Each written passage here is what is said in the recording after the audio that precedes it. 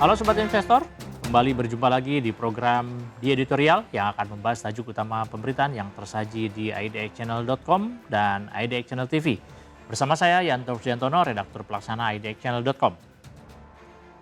Sobat Investor, bagaimana kabar Anda hari ini? Dan bagaimana juga kabar portofolio Anda di sepanjang hari ini? Di mana indeks harga saham gabungan atau IHSG yang kembali tertekan ke zona merah. Seiring kuatnya tekanan yang datang, yang diantaranya terkait perkembangan geopolitik global, di mana perang Iran, Amerika Serikat, dan Israel kembali pecah, yang sekaligus membentahkan kembali segala upaya gencatan senjata dan langkah perdamaian yang tengah diusahakan sejauh ini. Ya, pesta penguatan IHSG yang terjadi dalam 2 hari terakhir pada akhirnya juga kembali harus berakhir sehingga membuat pelaku pasar harus kembali menata strategi baru dalam menghadapi dinamika yang terjadi di pasar dan kondisi yang sedemikian fluktuatif ini. Ya, kondisi ini menegaskan sekaligus kembali menyadarkan publik bahwa situasi yang tengah terjadi di pasar saham domestik saat ini masih jauh dari kata ideal dan bahkan sedemikian unpredictable dengan tingkat ketidakpastian pasar yang masih begitu tinggi. Dalam hal ini untuk kesekian kalinya pasar juga seolah kembali dibuat bimbang, yakni dalam membaca arah pergerakan indeks ke depan. Apakah sekiranya tren pelemahan bakal terus berlanjut dengan semakin mendekat pada level psikologis di level 5 ribuan? Atau justru masih ada peluang yang bisa diharapkan bagi indeks untuk kembali memantul ke zona hijau dan mencoba mengamankan posisi di level 6 ribuan? Ya, Sobat Investor, terlepas dari pilihan-pilihan sikap dan strategi yang untuk berinvestasi yang sedang Anda jalankan saat ini, satu hal yang pasti, bahwa aksi selektif dan cermat terhadap setiap perkembangan yang terjadi di pasar masih sangat diperlukan. Ini penting untuk memahami arah pergerakan bursa saham domestik yang akan dijalani beberapa waktu ke depan. Seperti misalnya halnya perkembangan nilai tukar rupiah terhadap dolar Amerika Serikat yang meski telah berhasil bangkit ke level 17.900-an per dolar Amerika Serikat, namun tetap saja posisi tersebut jauh dari ideal dan bahkan masih relatif sebanding dengan kondisi saat krisis moneter di tahun 1998 lalu, di mana saat itu nilai tukar rupiah berada di kisaran 16.600 hingga 17.800-an per dolar Amerika Serikat.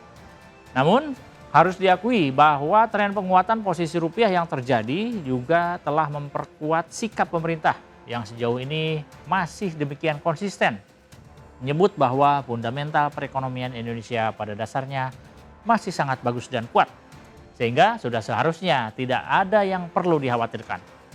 Selain itu, dengan adanya penguatan kali ini bisa dimaknai juga bahwa strategi dan pendekatan yang sedang dilakukan oleh pemerintah justru saat ini telah ada dalam koridor yang tepat, di mana seperti kita tahu, berbagai unsur dari pemerintah telah melakukan pertemuan koordinasi terkait langkah-langkah penyelamatan yang perlu dilakukan guna mengerek kembali posisi rupiah ke zona hijau.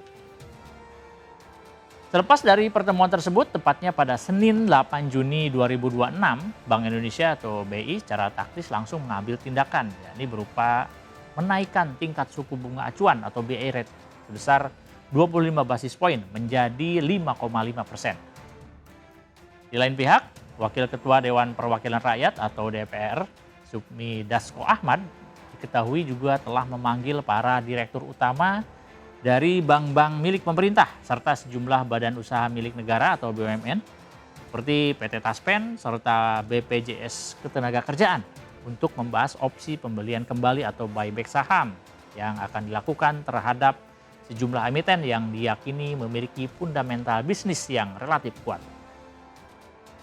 Langkah buyback sengaja dilakukan dengan didasarkan pada optimisme dan keyakinan bahwa di tengah tekanan yang masih ada, pada dasarnya perekonomian nasional secara umum termasuk kinerja dan bisnis dan dunia usaha masih sangat bagus dan kondusif, sehingga tetap memiliki prospek yang cerah di masa mendatang. Di luar pertemuan itu, manuver lain yang dilakukan pemerintah yaitu memanggil sejumlah tokoh termasuk salah satunya ekonom senior Khatib Basri untuk datang ke Istana Negara untuk kemudian bertemu dan berdiskusi langsung dengan Presiden Prabowo Subianto Diskusi ini membahas sejumlah evaluasi dan analisis terhadap langkah-langkah yang telah dilakukan pemerintah, terutama di sektor fiskal serta upaya efisiensi anggaran, termasuk dengan langkah pemangkasan anggaran untuk program makan bergizi gratis atau MBG. Yang menggembirakan, pasar pada akhirnya terlihat mengapresiasi pendekatan pemerintah tersebut dan nampak mulai berani menggantungkan harap terhadap perekonomian nasional dan juga kinerja pasar saham domestik ke depan. Apresiasi tersebut seketika juga terlihat dari pergerakan nilai tukar rupiah dan laju indeks harga saham gabungan yang kompak menguat sebelum pada akhirnya kembali tertekan oleh perkembangan geopolitik global yang sedang terjadi di Selat Hormuz, di mana Iran dan Amerika Serikat serta Israel kembali melanjutkan perang yang sejak beberapa waktu sempat terhenti sejenak sebagai bentuk pelaksanaan perjanjian gencatan senjata. Karenanya dengan hasil yang cukup menggembirakan tersebut, pemerintah sepertinya mulai semakin percaya diri dengan tidak ragu untuk mendorong masyarakat yang masih menyimpan aset dan portofolionya dalam bentuk dolar Amerika Serikat untuk dapat segera melepaskannya dan menukarkan dengan rupiah, lantaran diyakini bahwa tren yang bakal terjadi ke depan adalah penguatan nilai tukar rupiah yang mulai konstan dan stabil. Menurut Dasko, keyakinan yang mendasari imbauan tersebut tidak hanya didasarkan pada capaian yang ada saat ini, melainkan dari fakta bahwa ada langkah lanjutan yang bakal dilakukan oleh pemerintah sebagai bagian dari strategi lanjutan untuk semakin memperkuat nilai tukar terhadap dolar Amerika Serikat. Dasko menyebut bahwa strategi lanjutan tersebut mulai bakal dirilis pada pekan depan, sambil dengan tetap mencermati dinamika yang terjadi di pasar uang nasional maupun global. Tidak hanya itu, Dasko juga menyebut bahwa Presiden Prabowo secara khusus juga telah menyiapkan amunisi baru untuk memperkuat proyek penguatan mata uang Garuda ini. Jadi bagaimana menurut Anda Sobat Investor? Apakah keyakinan yang ditunjukkan oleh pemerintah ini sudah benar dan pada tempatnya? Atau justru terlalu dini dan malah menjadi sebuah bentuk overpromising yang malah akan berpotensi menjadi blunder dalam langkah selanjutnya?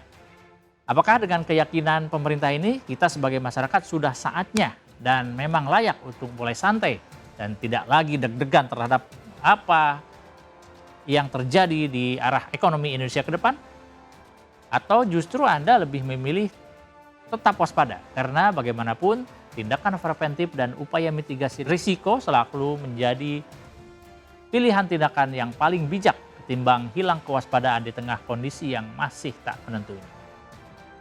Demikian program di editorial edisi kali ini. Saya Yanto Siantono, pamit undur diri dan pantau terus berita ekonomi, bisnis, dan pasar modal hanya di IDX Channel TV, idxchannel.com, dan media sosial IDX Channel. Sampai jumpa.